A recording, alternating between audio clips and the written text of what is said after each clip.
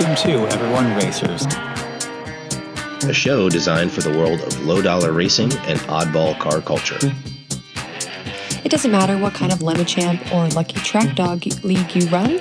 SCCA or NASA, we don't discriminate. as long as you drive it hard and built it yourself. Join us each week for tech discussion, Tips, tricks, as well as news and notes from the world of amateur endurance racing. whether it's on the spot. hella sweet, Or we're lucky enough, and Chrissy, Chrissy, I give you just the tip. we're sure you'll giggle a little. and learn even less. Everyone report to the paddock.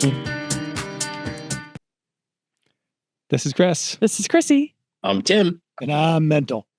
and welcome to another Ferrari episode. It's episode 430, and the F430, produced from 2004 to 2009, signaled the arrival of a brand new generation of the Ferrari 8-cylinder models.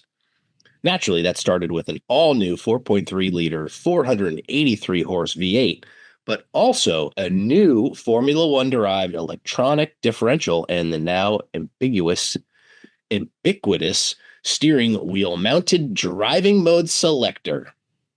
Not ubiquitous on Ferrari models. The F430 also came with a stiffer chassis, a faster shifting F1 gearbox, more downforce without additional drag, and bigger wheels and tires. It represents a critical step in Ferrari's evolution, and as the successor to the Ferrari 360 Modena, and the F430 came as a standard coupe, a Spider, and even a track-focused Scuderia model, making the F430 one of Ferrari's most celebrated models of the 2000s. If you're not driving your F430, get out your bingo card. And even if you are, you're probably not listening to us legally because you probably can't plug in this podcast in your 430. Just saying. And it's also Why couldn't they listen to us legally in a Ferrari? Well, because then you'd have to have headphones. No, hands-free. No, the pluggy thing. Oh, the little tape player like we have in NSX. Yeah. Okay. Well, you're probably not listening to us if you have 430 because most people don't have 430. So Well, because the transmission's made of glass and it's broken. correct. And You they're have to do ugly. it. Nobody They're that's just listening to not us working. is And driving their F430. then you have to take the engine out to do any kind of work on it. 360 Oh, was that's the 430 was a faster car, but I think the 360 was a better looking, better driving car. And if you're just going to do that, just get the 456 and quit screwing around. The 456 is amazing. And just wait for 20 more episodes and 26 more episodes, and then we'll talk about that one. Of course. Yeah. Also, we have to say Happy National Beer Day. Cheers. Yay. Cheers, friends. There. Yay, cheers. Cheers. I work at a beer company and we did not celebrate, so I'm going to tell people about it tomorrow. This show's going to be great in about an hour. Shots. All right, here we go. Mental's pounding his athletics. So yeah. I got that for finishing the half marathon. It's been sitting in my fridge. We Is that just gave ours away. So there's that. Anyway, what you working on? Mental. These three sound like a interesting story like a here. great weekend. Yes. So, Yes. I guess. dear listeners, I'm sure you're not only familiar with, but sick of the saga of my in-ground hot tub. I am also sick of the saga. This is a picture I'm showing my co-host from last weekend when I had the concrete saw. And this past weekend, jackhammer. I am I want to done. congratulate That you is on now that. below Wow. level. Yeah. It is getting, as soon as I get the pipes dug to my pool, it's getting buried. I'm done. Can I see? Do you still have all of your fingers and toes? Yeah. Good job. Oh, no, And the there's no jackhammer, massive the scars saw was in your face. Take your That's time. important because those The, things kick and Yeah. But both Mondays, my session with Jessica Beaching, the myofascial, there was a lot of, okay, we're going to be working on that. But it was nice because I've been learning how to like preemptively do stuff, especially with my lower back. And the end of Saturday when my back was starting to hurt, I did a lot of the foam roller exercises and actually felt great the next day. So Yeah. despite, Amazing. jackhammering and then lifting 80 friggin' tons of concrete and all that kind of stuff. Don't you have a plethora of day laborers outside the Home Depot? Like, Yeah, but I still have to like go rent all this crap and, you know, yeah, still. so. Then getting the limo prep for Andy, I've got the air conditioning stuff. I've got to test it to see if it'll hold a charge. If not, it's got to go get repaired. And last night was my 24th wedding anniversary. So Vicky and I began to work on our database of outstanding steakhouses here in Las Vegas, of which there are numerous. And now we have a new number 2. Ooh. Yes. That is Vic and Anthony's in the Golden Nugget. It was amazing. Fantastic. For the audio listeners, The audio. Chris just had a bunch of steaks float by on his Because before the show, we decided to be like we were 6 years ago, excited with Zoom, and put up little reaction emojis. Yes, I like your floating steaks. Oh, well done with the T-bone. Yeah. But yeah, Well, the Condolences cuts, to Mrs. Ward. yes, so- the cuts were fantastic. Yeah. The server actually knew it was anniversary, and then brought us complimentary champagne. Service was on point. It was an amazing experience, top to bottom. So Well, happy highly anniversary, Mental. recommend. Happy got a- anniversary. Yeah, they've got a 4.8 rating. I don't know where that 0.2 went away because that was 5 stars. Excellent. We have lots of reactions for Tim. Yeah, Timmy, what are you Oh, working on? Jeez. Well, we skipped a week. We had a backup week. Yeah, So, well, two weeks. What have you been doing for 2 weeks? I'll go back in time. My Corvette fights me, and so does DMV. So today is National Beer Day. Well, I went to DMV to go get some moving permits for my Corvette because it's registered as non-op. And I went there on National Farm Workers Day. And all of the state places are closed on National Farm I Workers knew Day. this. Front I door. knew it was National Farm. Like with all of the discussion they've been having over Cesar Chavez and making it National Farm Labor Day, how did you in California not know I knew it. I knew that was a national holiday. And Yeah. they closed the DMVs because They it's closed farm all state workers? offices. The all whole state state offices. It, all of it them. is still technically Cesar Chavez Day, but some allegations have come to light that maybe we shouldn't be celebrating him particularly and leaning more I towards did the remember about movement. this last week. Yeah. Yeah. So on my way back from the DMV, I called my buddy Jimmy, who sells produce for a living, like in large quantity. And guess who didn't know it was National Farm Workers Day? Because they're all still working. Yeah, Not a all the state- farm workers. Not a state office. Yeah, all the actual workers. Because they're like, we still have to make money and we're not going to have yeah. a silly, Yeah. yes, Meanwhile, holiday. our buddy Corey is like, yeah, I'm cranking away in the garage. What's up? Yeah. So I go back the next week. I go back on Easter Monday, which I confirmed that they were open on Easter Monday. Yes, they are. And I got a couple of moving permits. So I got the Corvette. And I was like, yeah, let's do this. Let's get this thing out. I've got to drive it around. We've got to do X number of like cycles through the computer to get it to like relearn so they can actually plug in for smog here in California. The GM drive cycle is tough. Like, Yeah. it's a pain. Yes. So I'm like, all right, let me torque the wheels. And I've got one of those 6 blind sprockets for these fancy lug nuts that I have. And I do the first wheel, I go to the second wheel, and the socket breaks. And I was like, oh. It's not going. Well, maybe I'll just drive it around the block a little bit, and if it feels like the Hope a wheel's wheel starting doesn't to fall fall off, Hope I'll this wheel stop. doesn't I'll fall. slow down. It'll be fine. So I start driving away, and the wheel is like this, like 90 degrees, and the car is like wobbling all over. And I was like, the alignment on this thing is so jacked up because I had the whole front end of the car apart. So I was like, I'm just gonna put it in the garage and order a new socket, which should be here today on Amazon. Yeah. So, yeah, the car is just fighting me. I think it's mad at me that I ignored it for so long. So here we are. We're trying to like get back through this. We're gonna do some therapy. I'm gonna buy flowers. We'll get through it. It'll be fine. And then last weekend I was in Visalia. A friend of mine flew into town. He's selling his family's house. And we had the pleasure of digging up his mom and baby.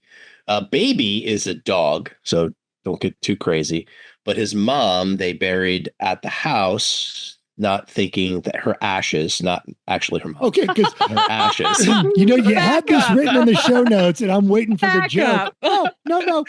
Dug up my friend's mom. So Okay. yeah, so they Digging buried. digging a grave. I've done that. Yes, I did that for 2 cats, so I understand. Yes. So We they left buried them her, there, though.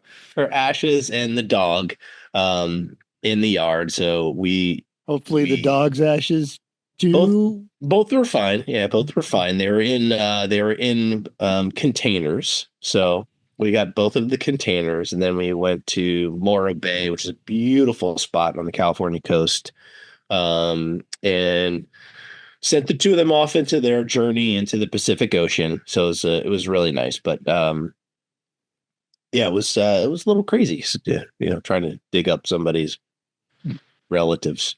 But I've been doing welding also. I recorded some videos. So I've got, hopefully I'll be releasing those first thing tomorrow for my new welder. But did spend some time using that today, which is, I think it's great. It's really easy to use, melting metal. So I did some flat beads on a piece of flat stock. Then I had some stainless, I'm sorry, some exhaust pipe that I was trying to weld to go roundy rounds. That's so much harder, and when it's thinner. Safety first. Chrissy, I had all my PPE on. You'd have been so proud of me. I would have been disappointed if you didn't, actually. If you came in when he with was one, digging up his friend's mom, no PPE. well, if you None of came it. in Actually, with I a was in patch over his flip-flops. eye, I would have been very disappointed. So that's been really cool. I've got to say, this machine is super easy to use. Our captain, thank you. Look forward to putting all that info out. So take a peek at the videos that we're going to have out on YouTube. I'm going to do some shorts and also on the socials. And then did some spring cleaning around the house. All of the screens and windows get super dirty over time from having the windows open all the time. So I had to clean all those. And lastly, I am getting ready for the Pacific Northwest race. So I'll be judging there with Julian Cordell, and I'll be sneaking away for a quick hour on Saturday and Sunday to jump in the 41 Ford. So I'm going to do a 2-for-1 judge race weekend. So I'm super So that's looking the forward to that. perfect time. If you see Tim in the 41 Ford, get him sent to penalty because it will be Hit me. hilarious. Yeah. Will be. No, please don't hit me. Paul loves that car. No. Don't hit him. No, don't hurt the car. I'm just saying, force him to pass under yellow. Something like that. Something.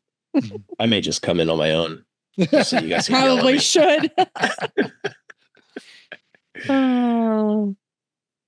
Chrissy, talk about all things chicken. All things chicken are happening in my house. I am it's funny because we missed a week because we were all over the place and just couldn't get it together. So this is just from last week. So every weekend, all I do is work on the chicken coop. The same Chicken- thing. I know it's the same thing. Chicken palace. It's like the boat, only with chickens. I'm making a ton of progress. I really am. I haven't showed a whole lot of pictures. I actually didn't even take a picture from all the work that I did this weekend. Finished a lot of the paint. All of the paint. I have a little bit of touch up because I rolled the brown over the tan and just looks ugly. But yeah, everything's the whole run is done, painted, stained. The coupe is painted, I focused on the inside, which is a pain in the butt. So Tyvek suit respirator sprayer that's trying to spray kills that doesn't work well. I have paint still all over every arm and leg, and Because kills doesn't come off. That's kills the doesn't point. come off. No. And I'm like not super excited about getting a bath in acetone or lacquer thinner. So I'm just picking it off eventually. And Try medicated dandruff shampoo. oh, I have some of that. Okay. Like, Cool. not Head and Shoulders. You got to get the smelly stuff. I have the smelly stuff. Yeah. Okay, great. Cool, I've had luck with that in the past. It's worth a try. It's And you didn't take a bath in fast orange too. That can work to get scrub I didn't do that. exfoliate. I did I was gonna say 80 grit works really good. all of these things, and the additional problem is that it's so hella dry here that I don't really like. I'm putting as much like lotion on as I can just to not be a shriveled mess, and that's without the bath and lacquer thinner. So I've been struggling. Anyway, it's fine. I have paint on me, and that's cool. So we finished the stain. I finished the paint inside. The sprayer kept getting clogged because we were trying to spray with kills, which doesn't work very well. So that was kind of frustrating. Finished rolling that, and then Chris came down with a thing of couple layers of epoxy all over the bottom layers of all of the different layers levels in the chicken coop. We have to do some work on the ground to till it a little bit. So and then put the fencing in. Chicken feed arrived today, so like we're getting there. Like we're pretty close to the end or beginning of chickens We're less than 2 weeks from cluck cluck. in the house. So- You buy like grown chickens, or you get like little chicks. Teenagers midway, so 8-week-old. So because I don't want to mess with chicks and there's a cat. There's a cat. Check your bingo card. I don't want to mess with the brooders and heat lamps and little chicks and killing little chicks, and like I'm not interested. So we're gonna start with some teenagers. So yeah, that's really all we've been doing. Maybe this weekend I'll do something different, but probably I not. mean, I've been doing some other things too. Sure, go ahead. What have you been doing, Chris? The chicken coop that Chris was talking about. I've been doing maintenance on the Mercedes. It's for its 100,000 mile service, which entails spark plugs, front rear diffs, transmission fluid, brake fluid. I'm also replacing the radiator that was leaking because it was an aftermarket radiator I put in when I took out the original radiator. When an accident Jacked up. All jacked up. I did get all jacked up. So working on that and hit a snag when the radiator hose that's a like press to fit with a clamp and O-ring on it, that's supposed to be super easy to assemble, right? Wouldn't go on the radiator. So it wouldn't latch. And I was trying really, really hard, and I tore the original radiator hose, and then I had to order a new one from Mercedes. So got that one this week, Monday, yesterday, got it. Went to put it on, still not going on. And eventually I realized, this stupid radiator, I already had to trim other pieces off this stupid radiator because it didn't fit. So I got my little oscillating tool out and trimmed about 2 millimeters off of the end of the fitting, the neck on the radiator, because it was just bottoming out. It wasn't getting to the clip. As soon as I did that and cleaned the burrs off, hose went right on, no problem, doesn't leak, it's great. This is just, so don't buy a Nissan's radiator for a Mercedes. They use the same radiator for everything from like a C300 up through an S580. Just don't. What? It's square. It fits. It's fine. No, it's the same fitment for all of those cars. This particular, like the dimensions on this one are very slightly off in a few spots. Don't get it, but I'm got it for free under warranty, so whatever. Already The committed. old one back. And we're already a week out of just waiting for it to. So at this point, it's all back together for the most part. The trans is full of fluid. I need to let it run for a while to get up to temp to pressure test the cooling system. And also the transmission has to be, the fluid level has to be set when the transmission is 39 degrees Celsius. So I have to get it to that temperature, open a valve at a certain key position 3 on the valve on the trans pan, and then it'll level set correctly. And then that's done. Put summer wheels on it, and it is out. Yay! It's fine. I've been driving the Land Rover and it's Range Rover and it's fun. So yeah. And I did some thanks to the Range Rover too, I got a new key. The original key worked. I only had one key. I hate having one key to a car, especially like modern cars. That's like just, you're asking for trouble. Every right, time. exactly. So much. It's terrifying. Yeah. So, and the keyless entry didn't work on that fob. Oh. So I looked around at all the places that they could potentially get an actual proper Land Rover key from. Like locksmiths won't touch it. So you have to order it from somewhere that can get it from Land Rover. The dealers want like $600 for it. I put in place a Utah that deals with Land Rover parts, and they were $300. So I said, sold. So got that, used the programming tool that came with the car that I worked with. I got it re-registered to my name. I was able to program the keys by myself using my phone and this tool, which was great. Now the keyless entry works, and now I have 2 keys. That's great. I also started the maintenance on that. That's next up in the garage after the Mercedes goes out. Got 1 bank of spark plugs replaced and valve cover gasket on that side done. That's what he did. Inside of the engine looks very nice. It's always nice for the first time you take a valve cover gasket off. You're like, what am I going to find? And inside is clean, looks good. Cams don't show any weird wear. Everything looks really nice inside. So lovely. And I've been driving the NSX every day this week because why not? We're down a couple cars, so there's that. Doesn't suck. Yeah. It's a hard life. Shucks. It's also Had to lovely out. drive my supercar. Uh-huh. My wife keeps taking the Range Rover, so I have to pick between the NSX and the Escalade. That's The Benz is down. My wife keeps taking the Range Rovers. I'm gonna drive my supercar. That's literally what's happening in our house. Yes. Sorry, not sorry. Yep. All right. Great. News and notes time. So Guy, surprisingly, admittedly, who knew, crashes at Ford Mustangs through an airport fence. Who reportedly tries to get in a plane. And guess where this happened? If you guessed Florida, you were right. Yeah. I was Logan like, Carter from Jalopnik. But yeah, it wasn't Indiana. They don't do that there. Probably Right. not. No. Definitely not Wisconsin. Is it a rental? Please tell It's me it's a Florida. rental. I don't well, think it's a so. 5.0. It's Johnny 5.0. There's not a rental.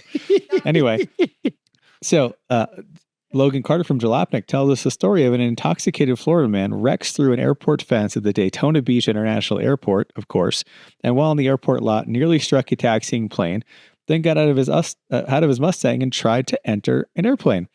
They wouldn't let him in because those are the rules. Once the cabin door is closed, it's closed. He ran to another aircraft in the area and tried to get in that one. A nearby technician pulled him from the secondary plane and tried to get him in the work truck, but he kept running until he was eventually apprehended and handcuffed.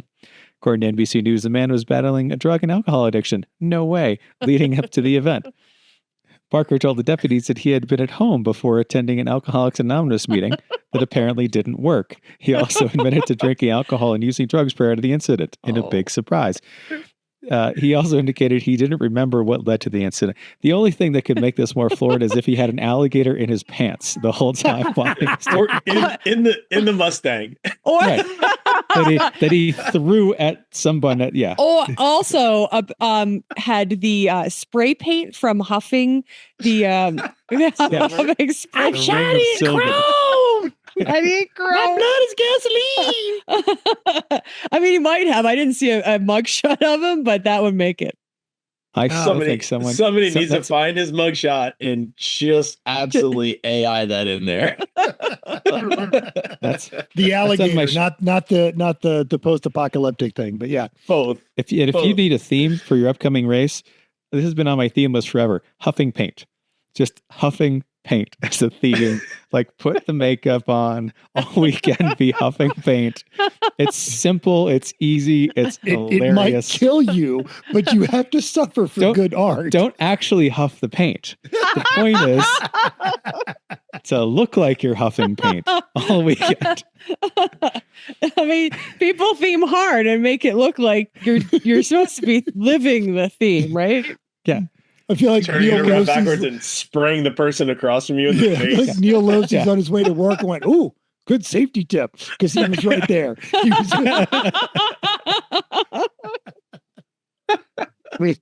yeah, I know huffing paint's bad, but I am. Come on, there's some driver team of out the there year. that's bad at themes and just like, this is an easy one. Come on.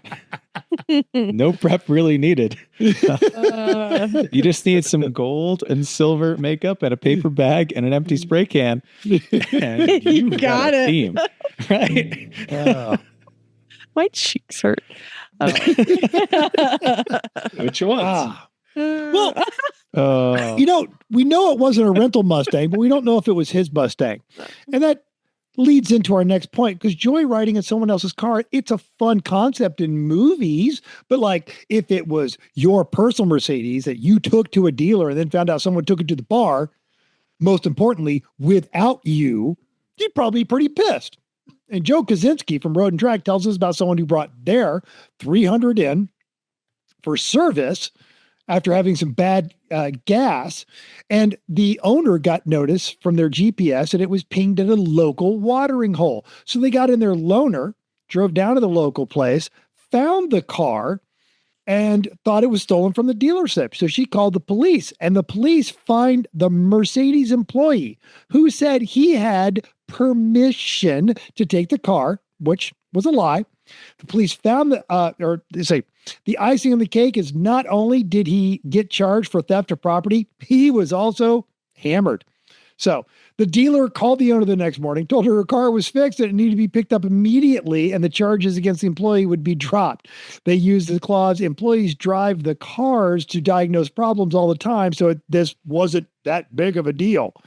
So next time you take your car someplace, just know that it's going to get used for trips to other places. All I'm saying is if you're going to a good bar, hey, I'm going to shake down your Mercedes and,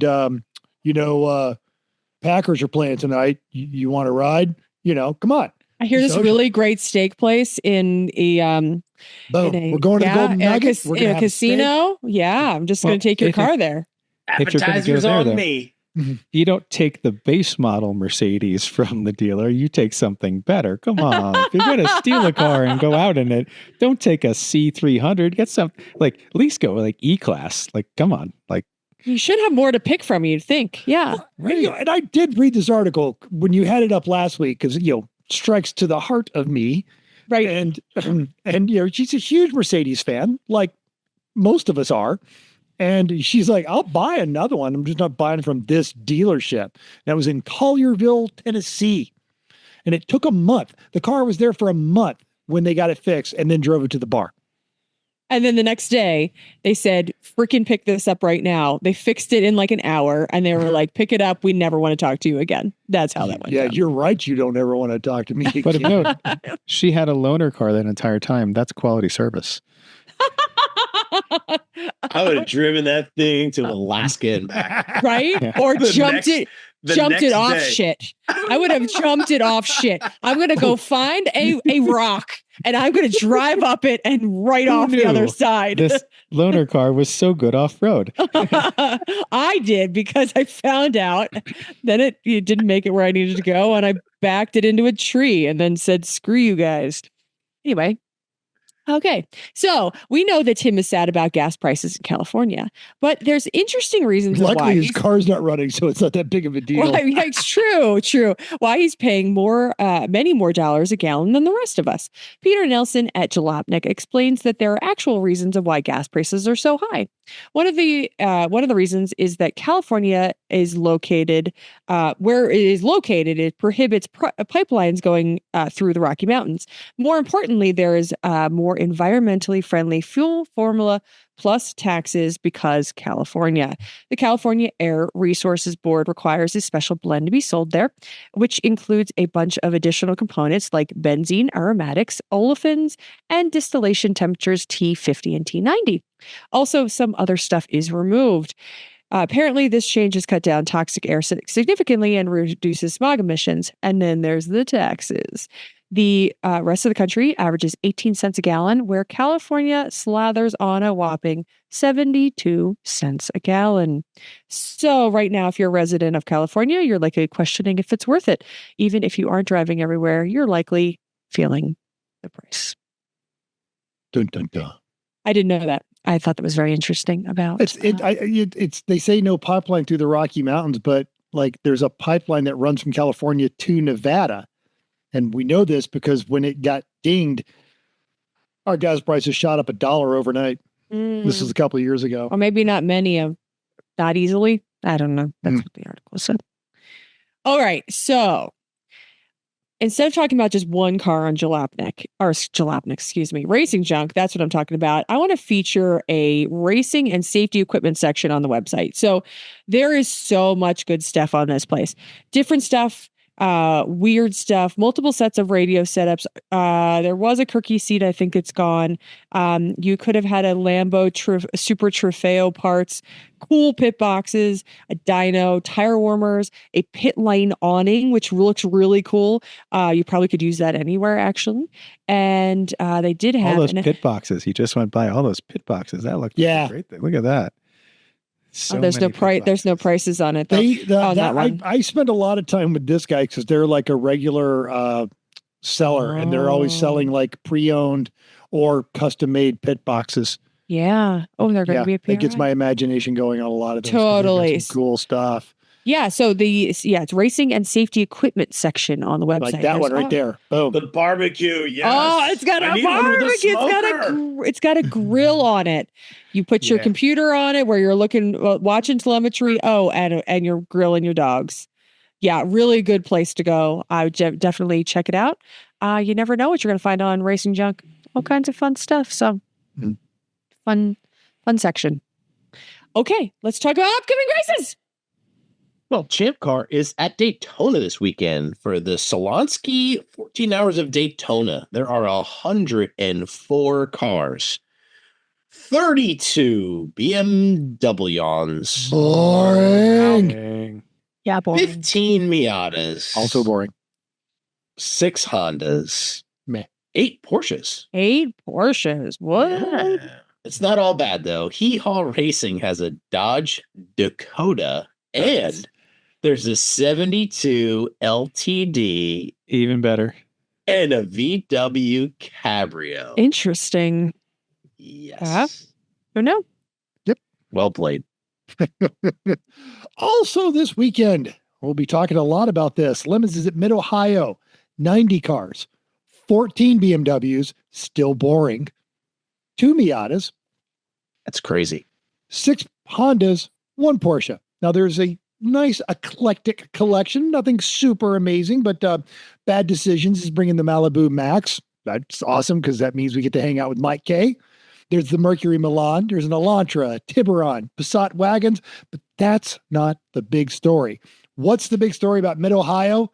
2-time Le Mans winner Earl Bamber and NHRA 2017 Pro Stock champion Bo Butner are both running with teams at Mid-Ohio. Wow.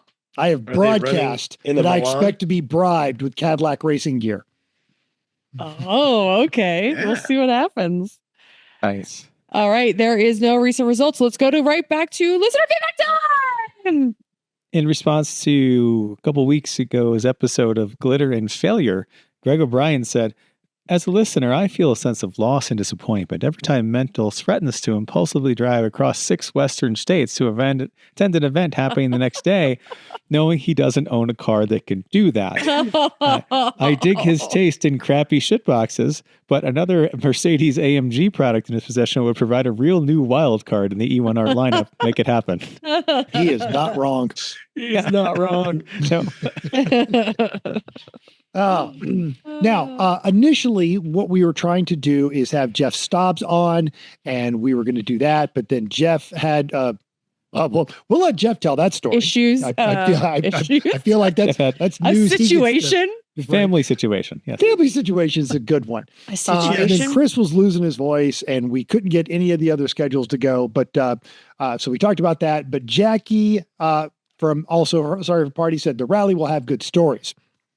We also mentioned tools in that episode, and our buddy Mikey K said, "Air hammer was a tool I believed I never needed. Now it comes out anytime I need to remove said CV axles. They literally have a dimple in the middle for that. Bonus, since your work on GMs, it's also great for spinning those unit hub bearings where the all knuckles gall onto the steel bearing, which is step 4 in the 13-point removal process." And this was in reference to your tinnitus that you gave yourself by slide hammering your Solstice axles. How is it? Hurts. Does it? It still hurts. Shoot.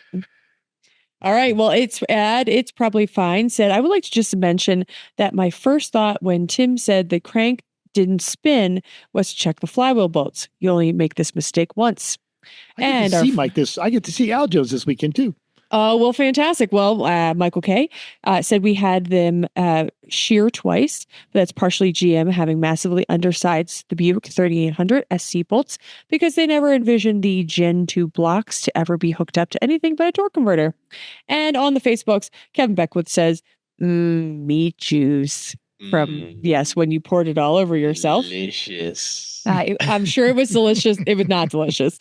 And I'm sure having dealt with smokers and meat juice, it gets old pretty quick, I think. Dog probably was really happy though. You smell great. Me. Yeah, right? She's like, Dad, you smell so good. Anyway, on our socials, DJ914 mentioned that he was prepping for my 987 for a track event at VIR, making sure the brake sauce is flushed. Am I? Brake sauce. Brake sauce. Good to have new Jimmy brake sauce. G. He replied, stop sauce, steer sauce, slick sauce, shift sauce for automatics, sea sauce, and less hot sauce. Sounds like a run of stickers is needed. Oh, I like your idea. Yes. Uh-huh. I also posted a new WTF ways to fail where I broke my 6-spline wheel bolt socket, bringing halt to my vet prep. And everyone's buddy Stacy wanted to know how I managed to do that, while DJ914 said, well, that sucks. Hope you get better luck and maybe go VW, because that seems to be working for you. Tom Lamino, of course. Charlie P just asked, how far is the nearest Harbor Freight? It's not far, but Amazon will get it there the next day for $8. So it's not worth my gas to drive to Harbor Freight. Not where you California. live. Yeah. All right, it's main topic time. This series is, Lemons has been going now for 20 years. And for the first time, and we don't get to do very many first, for the first time, we are going to Mid-Ohio as Lemons. It is awesome.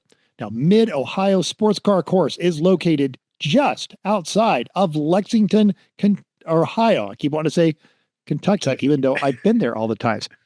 It opened in 1962 as a 16-turn counterclockwise course.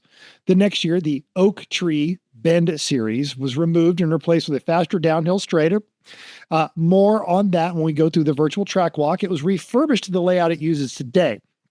Most recently, the track was resurfaced in 2023 and also 2024. Famous China Beach runoff was redesigned, 2 degrees less of downhill and counterclockwise over the previous 4, and the runoff area was regraded to bring it up height of the track. In 2024, I was there when a Supra launched itself, completely cleared the China Beach, cleared the retaining wall, and landed in the stands. Now, there was no one in the stands, but they had to cut all of the stands out to get rescue personnel to the driver. That sounds like something that happened in iRacing.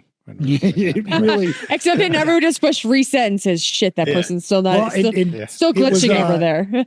So it was a mechanical transmission failure on one of the new Supras, and it dumped everything on there. And then the engine control module went, well, I don't have a transmission. You don't get anything. You don't get brakes. You don't get steering. You don't get anything. I'm shutting it down. And this is at well into the triple digits. So there was just a series of things on there. But it had been a massive drop off. And like there had been incidents I've run there where like someone is like sitting in the gravel trap for like 45 minutes because no one sees them. All right, well, I'm getting out of the car and walking around. I'm tired of this crap. So it's a great track. I love Mid-Ohio. I had a lot of fun driving in an iRacing when we would do that regularly. And sad that we lived on that side of the country and never made it. Just sad. Well, it was just far enough to be a problem. It was sure 9 hours away. And it's like, okay. For a track day, you're not doing that for a track. For a Lemons race, you might. But Mid-Ohio. Yeah. Sorry, no, you just fly out there to be fine. Okay. Yeah, next year. Yep. All right. Well, event specifics. As with all Lemons races, if you have fans, friends or family coming to watch the event, they can get an all access, all weekend spectator pass for just $40. $40 for 3 days. Find another place that'll let you do that. Link for that is on the event page, but remember that spectators have full paddock access, but do not have hot pit access. Spectators are not allowed to touch a race car. Anybody wrenching, fueling, etc. needs to be registered as a team member or driver or crew member. All right, let's talk schedule. So Thursday, the gates are open at 5 to 10 p.m. That's always subjective to whatever is happening with the crew, staff, team, track, all that good stuff. So if it's not open at 5:01, then cool your jets and have a beer. Friday, we are open from 7 to 9 p.m. There's an optional track day from 10 to 5 with a 1 hour lunch break, noon to 1. It is $375 per team. And if you get in before the database closes, or if you are in before the database closes, and then if not, you'll be at the before 25 day of. Highly That's recommended. pretty reasonable, actually. $375 for a test day Mid-Ohio. I would do that. Yeah, highly And recommended. that's a Never driven. long day. That's like, Yeah. 4 hours of track time. Yeah, 10 to 5. So even if you never know what changes. Make sure you get your driver cycled through. And track day is lemons, cars, and drivers only, which is super fun. It is so noon to 5, BS and tech. You know your tech times, figure that all out. Gear tech is also noon to 5. You already This know is where what the that tech is. times live now. Oh, this is fun. event It's on the website. Yes. Great. It's been there So for a yeah, while. on the spectator, well, there it is. Spectator page has the check times on it. Saturday, we are racing from 7 to 7. No, that's the gates. No. Gates 7 to 7. Drivers meeting at 9. Grid at 9:30. Race 10 to 5. Thank you. That's the way to read things. All right, potluck. As Timmy demonstrates how to pour a beer correctly. It's pretty good. Yeah, he's doing pretty well. Uh-huh. Great. All right. So Potluck is hosted by Project Marker. Mid-Ohio is their home track. So they posted on Lemons forums that they thought they'd never be here, but there they are, going to go all out by throwing a great potluck with Ohio's native hot dish and enough Buckeyes to make that one guy that's allergic to peanuts explode. Location CBD probably worked out. It'll probably be in the center garages, usually where Tech and HQ is. Starts 1 hour after checker on Saturday, and there's the Google sheet and the discussions in our notes, and it's also on the Lemons forum. We on the potluck page where everything usually lives. All right, so we're racing on Saturday from 10 to 5, and then on Sunday gates open again 7 to 7. 3:30 grid, 9 a.m. Green flag, and checker at 4:30 awards. 8:30 pre-grid. I think you just said 3:30. So it's a 8:30. little early. If you're there at 3:30, You have to line up. I'm sorry, 8:30 pre-grid, 9 a.m. flag, checker at 4. Great.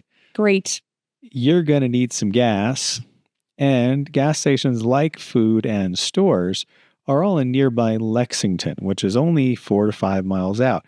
They have a full variety of gas. It's $4 a gallon for regular. Premium is about $5. Diesel is $5.20. Such are the times we live in. There are flaps available. Lexington has Napa. They've got O'Reilly's. They've got AutoZone, a little north, closer to Mansfield. Mansfield itself has several other auto parts locations. So you can have a tour of Ohio. And if you're really stuck, you're not that far from Summit Racing up in the northeast corner of Ohio. I know at Pitt, that always used to be every race we'd hear about people going over to Summit to get stuff. Our team went over to Summit. We to sent get Jeff stuff. one time. Yeah, we sure did. and yeah, everyone goes to Summit for things. It's not that far. It's a possibility. So keep that in mind. Stores and food. Walmart, it's about 15 more minutes near I-71. Closest Target is 8 miles north of Lexington. There are a few grocery stores near Lexington, such as Wayne's Country Market. The big chains like Kroger are in Mansfield. It's about 5 more miles north of Lexington, so only 10 miles from the track. That's not bad. So Mid-Ohio, just about being out in farm country, isn't nearly as remote as CMP or High Plains. Lexington has a great selection of local restaurants, some great coffee shops. Fast food chains are closer to the freeway, but rather like Road America, if you're not trying some local places, you're probably missing out. Yes. Now, one additional warning, and this is probably obvious to everyone who lives in the area, was not obvious to me, is the area around the track has a notable Amish population. So if you're navigating some of the smaller 2-lane roads, be aware that you might crest a hill and find yourself right on top of a horse-drawn buggy with an orange reflective triangle on the back of it. So drive smart and don't spook somebody's horse. And if any of those Amish places have a stand or any kind of shop available to them, go and buy the stuff they have, because it's going to be the best of whatever it is that you're buying, especially like the roll I butter. like this. Yeah. right? Or like the homemade bread. Yes. Just cinnamon go buy stuff from the buns. Amish. It doesn't matter what it is. Buy Doesn't it. matter. Yeah. And if you don't, just buy it and your team will eat it if you don't. So yeah. You can have you can do a different butter taste testing again this race, including Amish butter, right? Sure. Why not? A hand churned tasting. Yeah, exactly. I feel like if I had like Amish butter, then like every other butter after that would be like, God is a lie. Life is pointless. Why? All right. Well, pits in the paddock. Are there garages? Yes. They are open bay style. So be a good neighbor. If you don't already have one, you probably are SOL. They reserved through Lemons and became available to fully paid teams a few weeks before the race. But like every track, paddock space is limited. So once you get set, take your big stuff like trailers, tow pigs, extra cars, and put those up into the overflow spectator parking area shown on the paddock map. There are gas pumps at the track, and there is overnight camping. That fee should have been added to your team's entry. If not, it will be available for purchase at the track. Your best bet is to call or let them know at the gate when you check in. Fortunately, you're having a Liney's, which are mine. So it's Right. Celebrating. And I'm with Boris. dangerously Thank pouring you. it right above the screen, the keyboard of my MacBook. But oh well. No fail on that. I'm sure it's fine. Everything's fine. Yeah. Electrical hookups. Speaking of pouring liquids over your electrical hookups, they're available in the paddock, but you better get there early. They're not as plentiful as other tracks, but probably still better than like Sonoma or Road Atlanta. Or New Jersey, where they charge you by the hour. By the minute. Yeah. Yeah. They are primarily along the edges of the paddock, and there is a map on the Mid-Ohio website and a link to our notes, and Mental is sharing it here. Yes. And now the garages are down here and here and here. And this is the main paddock. And then the upper paddock is where the electrical hookups are. And according to the picture, 50 amp hookups are $100 and 30 amp hookups are $50.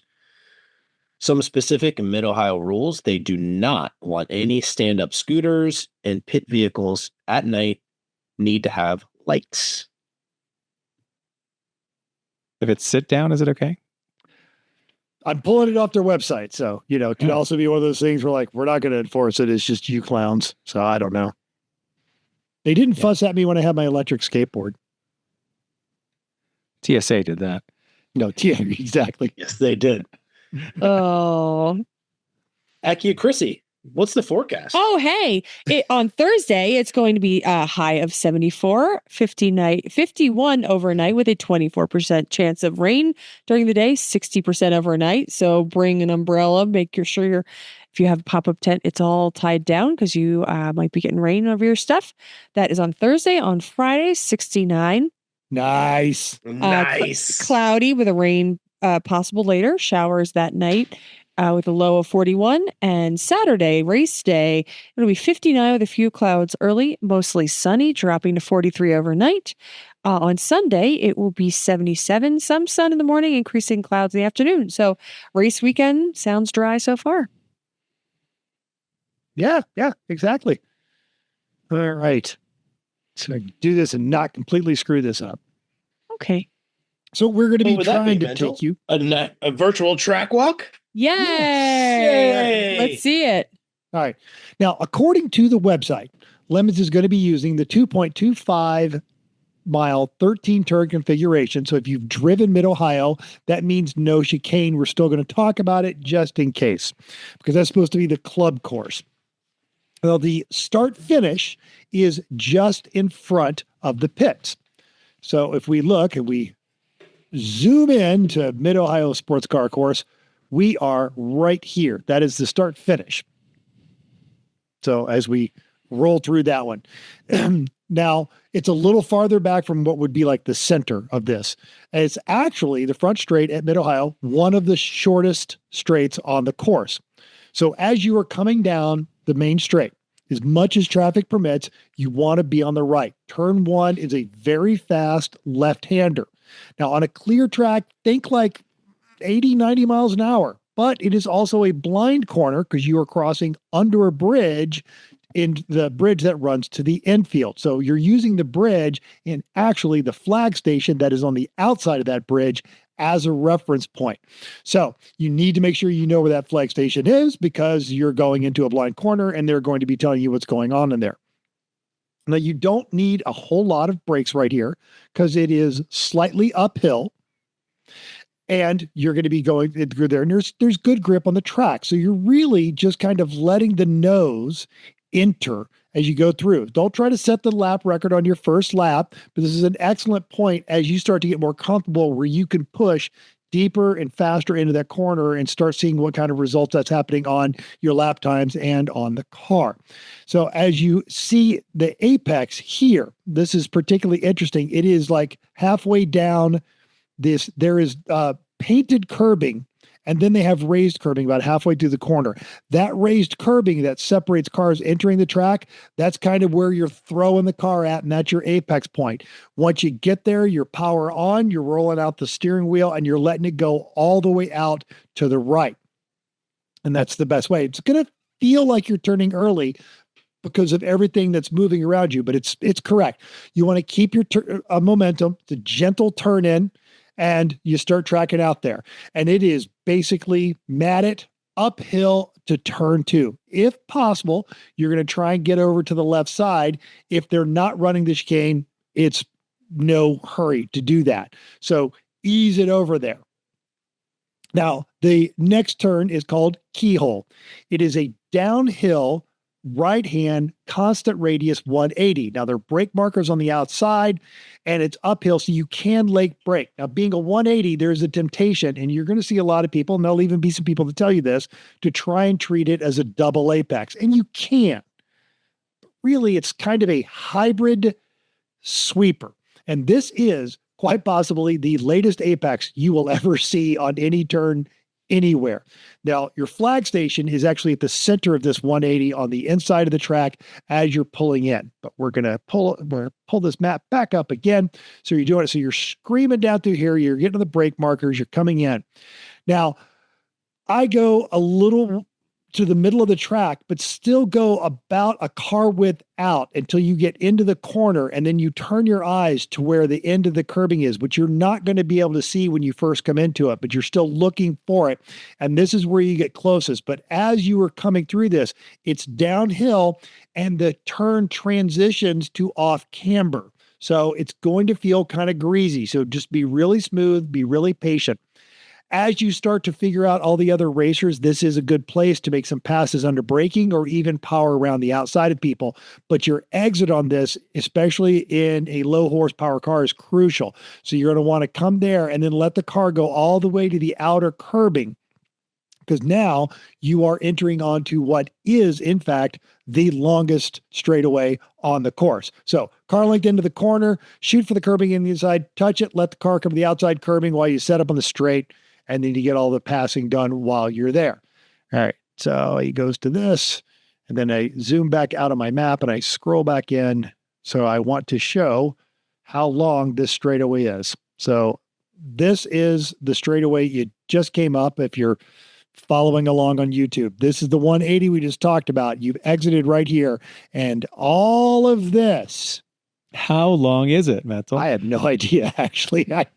All of this straightaway. So it's twice as long as the straightaway you just came up there. There's a slight bend to the right. Don't lift. Keep your foot in it all the way down. And you know that's coming up because the flag station you will see is one of the treehouse, like at New Hampshire, kind of over the track. And then you go sending it down into in here to what is in this configuration corner 4. But it also, it's the entryways into the start of Madness and this one. So it used to be known as China Beach. Now, like I said, they just regraded it because it used to be, if you went off, it was bad. So you're coming down the longest straight. If you're in a low horsepower car, chances are you've kind of been bouncing it off the limiter for a little bit. Even if you're not in a low horsepower car, if you're in a fast car, you're going to want to ease into those brakes. Tap on them a little bit. Make sure you don't have any pad knockback or anything like that, because you're going to need them as you're coming into this. And so make sure those pads are on there. The flag station is on your right as you're coming into the corner, kind of behind the tire wall. And it's a pretty solid 90-degree slight downhill to the right.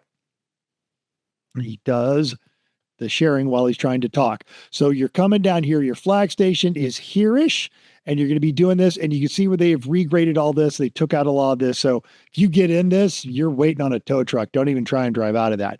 And you're going to go slightly downhill. Now, as you exit out of this, you kind of want to set up in the middle, because it's almost immediately into Madness, which is about a 160-degree turn to the left. It crests a hill and then goes downhill to the right.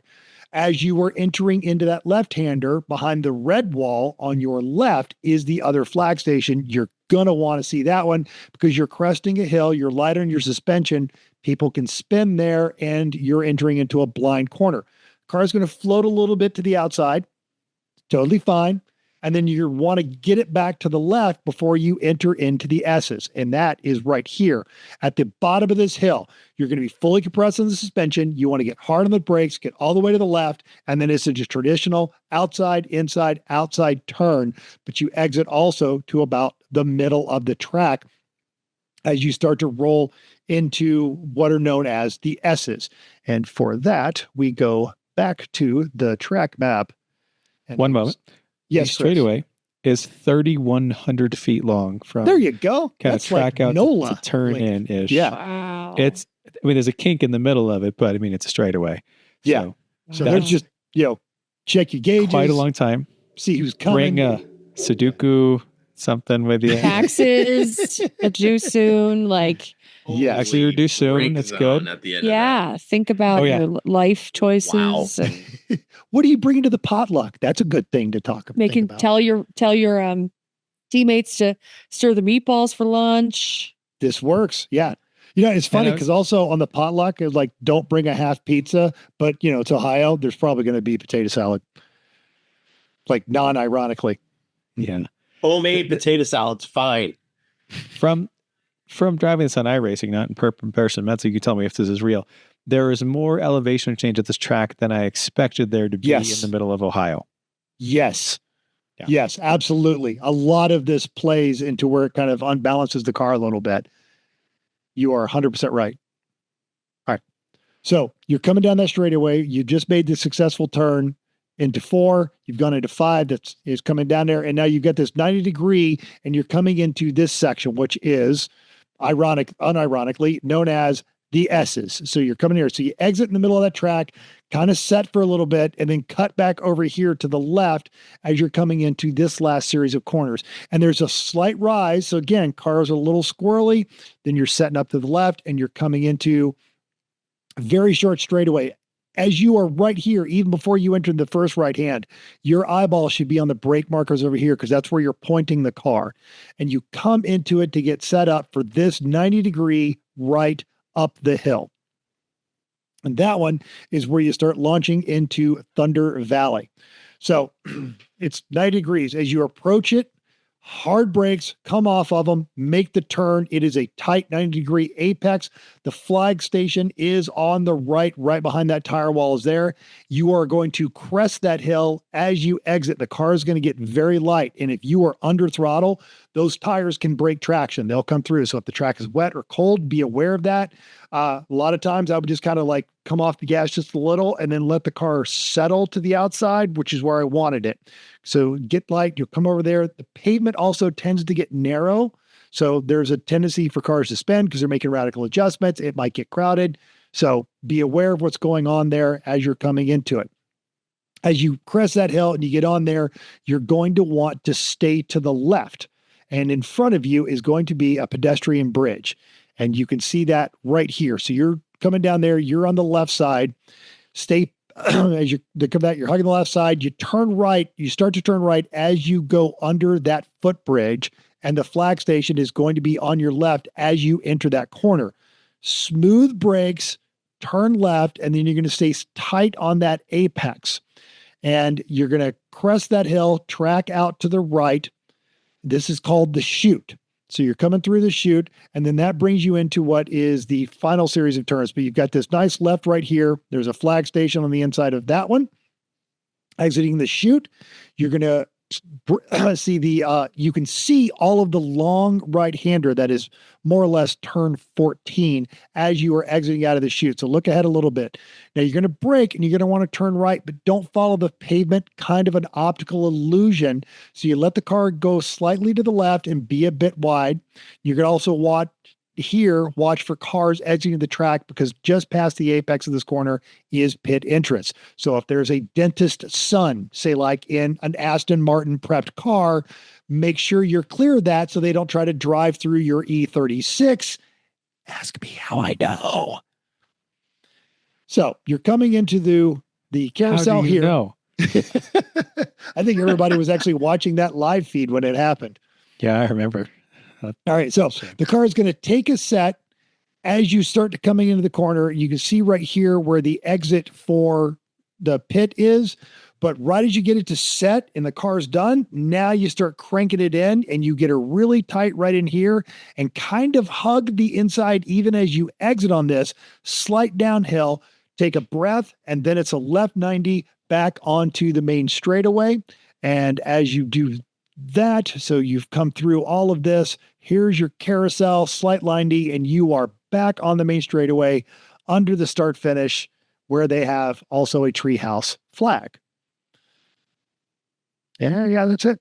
And then do it again. There's a lot of good places. You don't want to try and focus on four corners as you're going down there, but there's a lot of really good places like turn one, the chute as you go into Thunder Valley, and even the last one as you come through Carousel, where you can start adjusting how deep you're going into there and without really endangering yourself or the races around there, and then start playing with how deep you go in there, how hard you brake, how soon you get on the throttle, and you can see some significant time differences.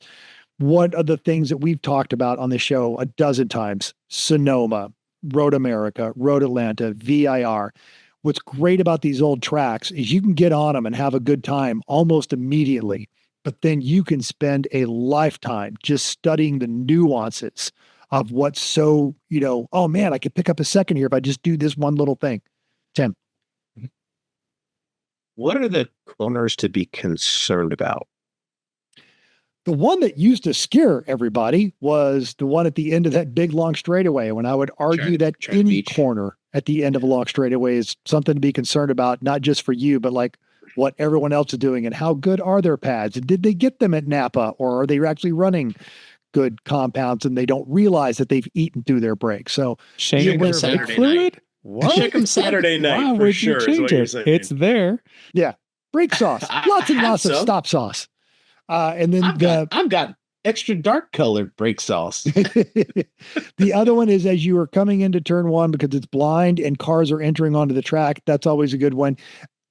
I feel like on Saturday morning, a lot of people are going to underestimate the keyhole because it transitions into off-camber and right. So you're going to have guys like Mike with Project McClure who know that track quite well.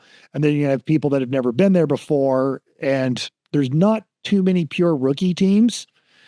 There's probably a lot of rookie drivers on experienced teams. But I think, people are going to underestimate the second turn. It's going to bite them. The turn into after the end of the straightaway is always a nasty one. And then as you're going through the S's in the back, but as Chris mentioned, there's a lot of elevation changes. And so the car kind of unsettles a lot. And you just have, you have to get used to the car dancing more than you're probably used to on like High Plains or Button Willow. Good question, Cool. though. Very cool. Yeah. But I'm bummed to miss it. iRacing was fairly accurate. Right. I don't know what they've done about that turn 4, but yeah. Jelly or jelly. Yeah, super jelly. Yep. Well, and the thing to be jelly of is that I'm judging with Janice and Randy. It is going to be an amazing weekend. We've already started our text thread, and yeah, we're looking forward to So many laughs. Yeah. So many laughs. Well, tell the So team much we like- said hello. Yeah. The judging staff these days spread amongst a lot of very veteran, high quality racers and wonderful people. It really makes me happy.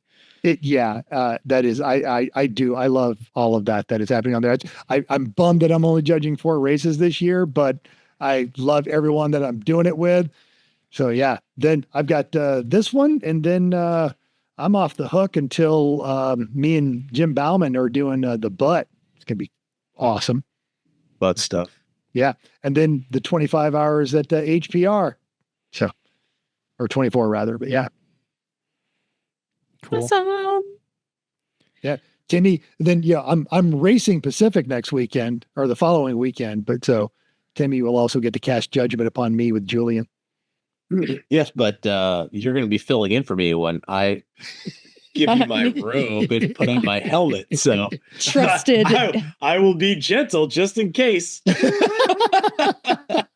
You don't want to be that guy because you know what happens. Because mental knows what happens when you're that guy. Julian was doesn't also matter. like, Doesn't he was matter. like, Mayonnaise. dude, You're getting the you I'm know getting black the flag marital anyway. aids getting slapped on the hood of the Bring mayonnaise, Tim. Move the Bring car. mayonnaise. no Oh no no! No mayonnaise. No! no mayonnaise. Oh no! homemade mayonnaise. Oh, No, homemade no. mayonnaise is so good. Not if I make it. Why is there meat juice and brake fluid in my mayonnaise? It needed to be thin somehow. Hello. I got stop sauce in my mayonnaise. It's like the world's worst version of your chocolate is in my peanut butter. Wow. Ah, Oh, so that's awesome. yeah, I think it's going to be great. You've got your notoriously polite Midwest racers, and it's a brand new track, and just enough cars to make it a lemons race, but not so much that it's unmanageable. I think it's going to be a fantastic weekend. I am confident that lemons racers are going to have such a good time that this is going to become a regular stop. Good. Let's hope so, because I want to race it. Yeah. Yeah, a lot. It's going to be awesome. Well, thank you for the very thorough track walk. It was awesome. It was much better than reading off a list. Yeah, your anecdotes are amazing. So, When you've actually been there, yeah, who knows? It's better. I know, but that's why we left it to mental for them to handle it. So it's awesome. Sorry, this time, in a couple of years, you guys will all have experience at Ohio. It'll be Sounds good. fantastic. Hopefully they'll And keep going there. We'll make it happen. Well, we can all talk smart to Road America now, and there was a time when only the two of you could do that. And we only did for 3 laps. So there's that. Yeah. Right. Yeah. Well, the fact that there's 90 cars at the first time out is promising. So, Yeah. Well, it fills a void. That's the thing. If you guys haven't what she seen the said. patch, or at least the Oh, patch wow. on the website, it's a little bit of dig at the boys in pit. So Of course. Good. Yeah, there should be. So I'm actually Real. I'm looking forward to, I saw, it's probably fine. So Al Jones and then Randy, and then, just the fantastic group that used to run pit. And you got some Mhm. folks coming down from Gingerman. It's gonna be a great time. Yeah, there's plenty of people that's why. Mm. There's a lot of people that miss pit. So Ooh, awesome. Yep. All whoever right, typed so- this in, that's a smart plan for Right. I think they worked hard on getting this in there. So that I'm talking the just the tip. Whoever typed in the just the tip. It's time. It's time. okay. What's it time for? I don't know. Just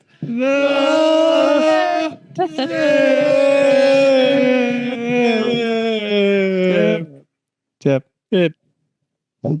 Well, after hearing Mental's description of all of the changes and looking at all of the gravel traps that are in mid-Ohio, y'all better bring a couple of shop vacs, is all I'm saying, because the penalty box is going to be littered with gravel, and you're going to want to suck all of that crap out of your car. So, Because otherwise we're gonna make you sweep it up. So yeah. Or they should bring a dustpan and brush. too. Yes. Yes. I feel like that's Yes. probably Mop in a bucket. Shave and a haircut. Ah, yeah. that's awesome. And just today, and I'm a little unsettled by this, we not only know what we're talking about next week, we know what we're talking about the week after. Yeah. We've like made a plan, and that's What? weird. What? I know. It's National Beer Day. I mean, we had time to think about it. We didn't even think about that. We just all grabbed beers. Yeah, we have a couple weeks worth of stuff going on. Yeah. So it's going to be awesome. So not only will next week be the hangover, but it's also going to be the Pacific preview. A twofer. Twofer. Oh. Yes. Yeah. The old twofer. Okay. We'll make it happen. All right. Yep. Oh, no. Oh, no. Well, thank you all for tuning in. Yeah, to thank you for coming over. You guys are the best. Wonderful episode. Mental, thank you. That was a great track walk. Thank you. Yeah, All right. appreciate it. Yes. All right. Can't wait to hear how it goes. I'm sure it'll Yeah. be great. All right. Bring stories. Bring stories, bring food to the potluck. And if you're not doing any of that stuff this weekend, do take care of yourself. We will see you guys next week. Bye. Bye.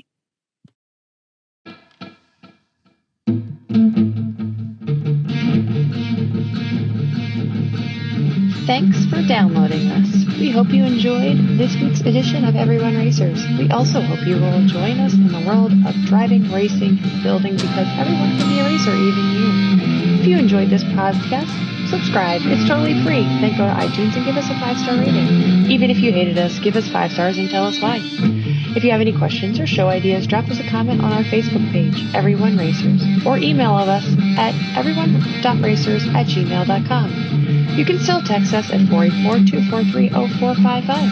Find us on Instagram at everyone.racers, YouTube and Facebook under Everyone Racers, or even Reddit at /E1R. Thanks again, and until next week, keep the shiny side up, unless, like us, there is no shiny side, then just keep those wheels down.